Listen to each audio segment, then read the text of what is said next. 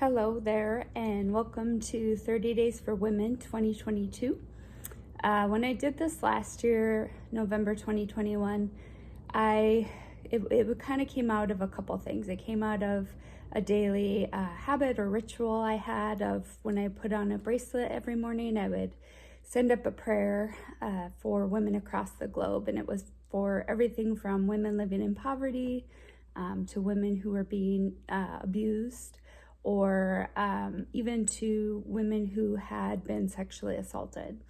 And I just really felt the power of that. And so as I was doing that, I thought, well, what might it be like if I would just ask a group of women to start praying with me? And so then last year in November, I created for each day of November a daily prayer that we could lift up as women across the globe, just to support each other and ask for progress and change.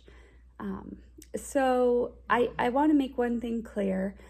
My 30 Days for Women is in no way anti-man. I truly believe the only way things improve for women is for men to step up and advocate for women as much as women advocate for themselves. So please hear me on that. My visual aid for 30 Days for Women 2022 is a pair of running shoes.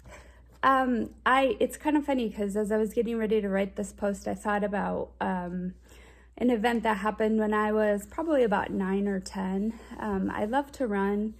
One of my softball coaches once told me when I ran, I looked like I ran like a deer. Like I was just a very graceful and kind of found my stride. I just love to run. It made me feel like I was flying. So my dad, knowing that I love to run, had me submitted a form so that I could enter a race that our small town was holding. And it was in the spring. I don't remember a lot of details. I just remember, like I said, I was about 9 or 10, so I would have been in the 8 to 10 category. And the other thing I remember is that I was placed in a race with a bunch of boys.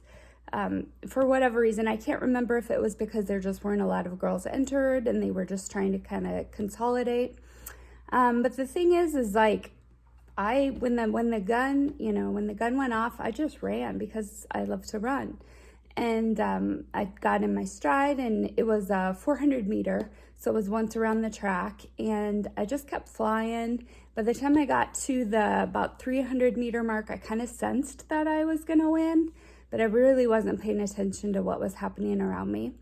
Crossed the finish line in first place and found my dad pretty quickly after the race ended, and he scooped me up in a big hug and he said, did you just see what you did? And I said, yeah, I won. I was super excited. And he said, you beat all those boys. And I was like, I didn't even really respond, because in my own mind it was like, well, why not? Why shouldn't I be able to beat a boy in a race? So I don't know, that story, like I said, it just kind of happened to come back to me this past week as I was contemplating this post. It just reminded me that it shouldn't have been a big deal that I won a race against boys.